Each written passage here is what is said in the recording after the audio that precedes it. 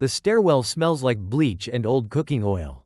Someone has taped plastic over the elevator buttons anyway. Radios crackle through masks. A neighbor swears the man inside had a fever, like that explains the blood.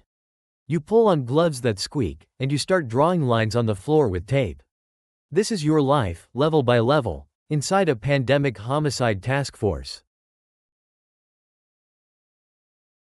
Level 1 Scene Safety Officer, Hot Zone Rookie.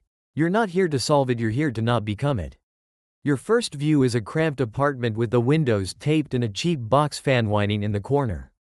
The patrol guys want to push in fast. You stop them. You string tape and call it what it is. Hot zone at the doorway, warm zone in the hall, cold zone down by the mailboxes. You write names on a board and make people line up for a sign-in sheet. You pull out an ICS Form 201 and start an incident briefing like it's muscle memory. You don't have yet incident name and number, initial situation summary, a sketch map with entry and exit points. You mark where the body is, where the kitchen sink is, where someone left a bloody rag. You tell yourself it's just procedure. You tell yourself the gloves and masks are enough. You tell yourself you're protecting evidence. But you're really building tomorrow's exposure list. Who coughed, who leaned close, who touched a doorknob bare-handed before you got here. A medic murmurs that 2 responders are already running fevers, and the murder weapon isn't a knife, it's the air you're all sharing. Level 2 Field Epidemiology Investigator, Shoe Leather Tracker. The killer isn't a person yet, it's a pattern. You trade the scene perimeter for a clipboard and doorbells that don't get answered. You stand 6 feet back on porches. You talk through cracked windows. You ask for timelines like they're alibis. Symptom onset, last well day, who rode in the same car, who shared a cigarette outside the bar. You draw a transmission chain in pencil because it keeps changing. Your days fill with exposure questionnaires, callbacks, and a running list of names that grows faster than you can spell them. You write findings for briefings, plain language that could become an official update if it survives edits. Dates, addresses, close contact, defined. Isolation, explained. Every line has to be defensible. You tell yourself families are just confused. You tell yourself the lies are protective, not hostile. You tell yourself you can persuade the truth out of them. But people hide a boyfriend in the back room so you won't be taken, and a grandmother grabs your sleeve, begging you to force her son to stay home.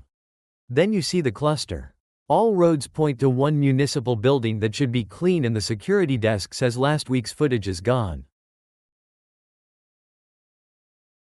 Level 3 Public Health Legal Liaison, Quarantine Authority.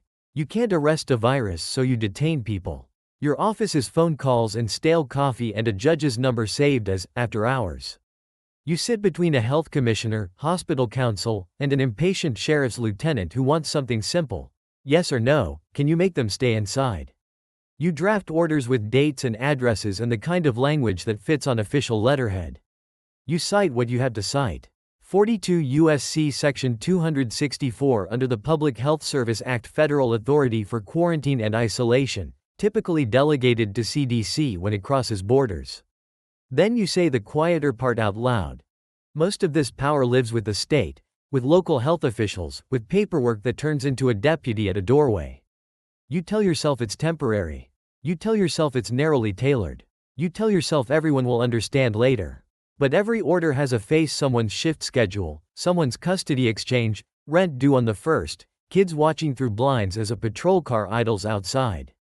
The lab calls with prelims that don't match known strains, and suddenly the FBI wants a chair in your briefing like it already owned the room.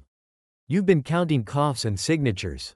Next, you start counting chain of custody minutes, federal rules, and missing footage because the case stops being local the moment it looks intentional.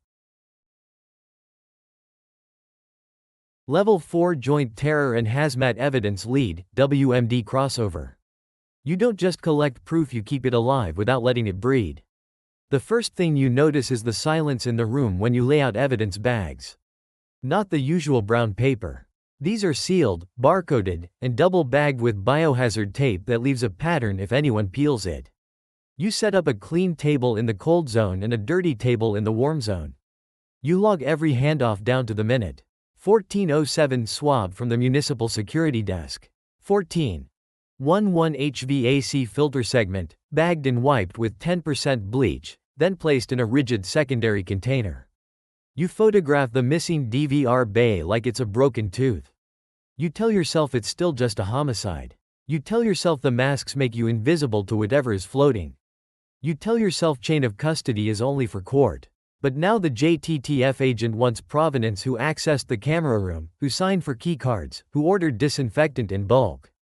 Hazmat wants airflow diagrams. FBI wants intent. You finish sealing the last container and realize evidence can decay, but it can also replicate, and you're holding the only kind that does both.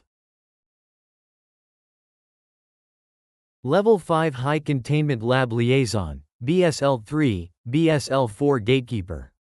You translate street chaos into sterile science and back again. Your badge doesn't open the lab.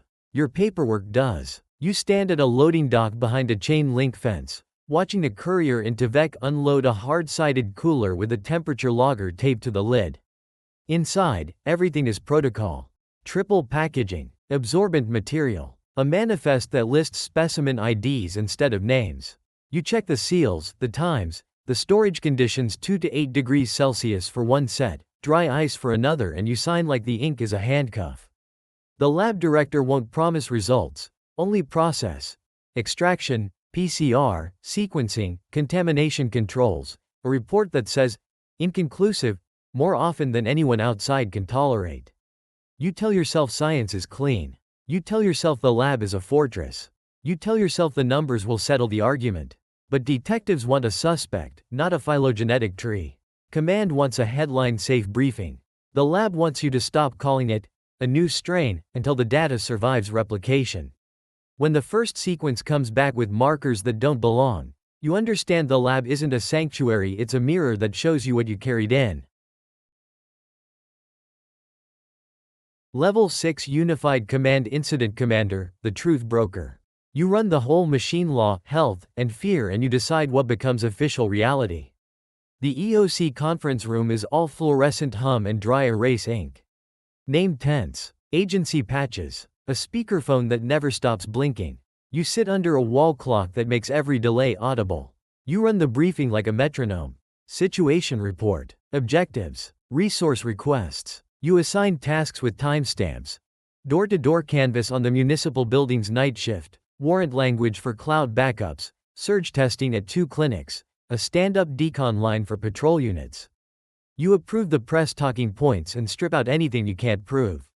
You accept the ugly math beds, staff, PPE burn rate like it's part of the case file.